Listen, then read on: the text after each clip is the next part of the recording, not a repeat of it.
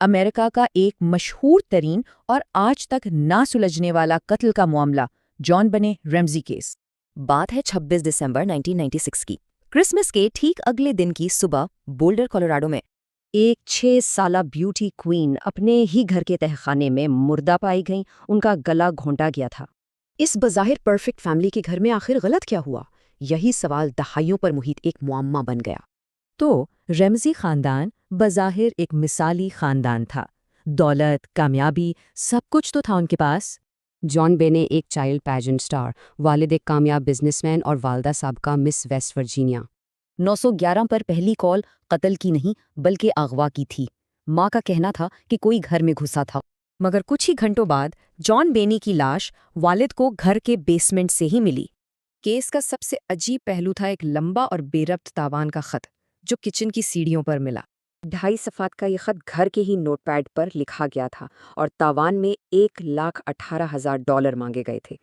اور یہ رقم یہ جان ریمزی کو حال ہی میں ملے ایک بونس کے برابر تھی۔ کتنا عجیب اتفاق ہے نا؟ تو کیا یہ نوٹ اغواکار نے لکھا تھا یا پھر یہ کسی جرم کو چھپانے کی کوشش تھی؟ یہیں سے کیس 2 تھیئریز میں بٹ گیا۔ شک کی سوئی والدین پر تھی یا کسی نامعلوم گھسنے والے پر۔ پیرنٹس تھیوری کہتی ہے کہ یہ ایک حادثہ تھا جسے چھپایا گیا، جبکہ انٹروڈر تھیوری کے مطابق کوئی باہر سے آیا تھا۔ دلچسپ بات یہ ہے کہ ہر ثبوت، چاہے وہ تاوان کا خط ہو یا گھر میں داخلے کا راستہ، دونوں تھیوریز کو سپورٹ کرتا تھا۔ پھر ایک دھماکہ خیز دریافت ہوئی۔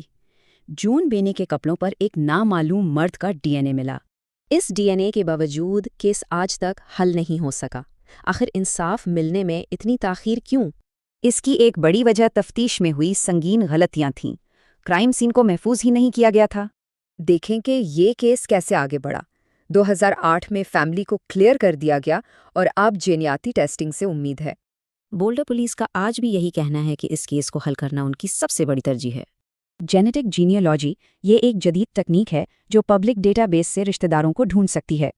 تو کیا تقریباً 30 سال بعد نئی سائنس اس پرانے معمے کو حل کر پائے گی؟